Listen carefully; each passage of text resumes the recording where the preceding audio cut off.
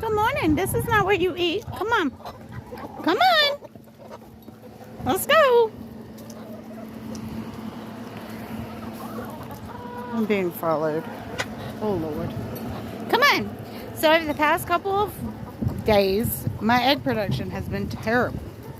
And I had a ton of eggs left over that are getting kind of old. So what we did was I cooked them all down. Looks disgusting. Added the eggshells in for calcium and some extra protein with the eggs. And they're not going to start eating their eggs because everything's cooked down and it doesn't resemble the yumminess that was an egg. And as you can tell, they love it. So yeah, I cooked for the chickens, but they're still not spoiled.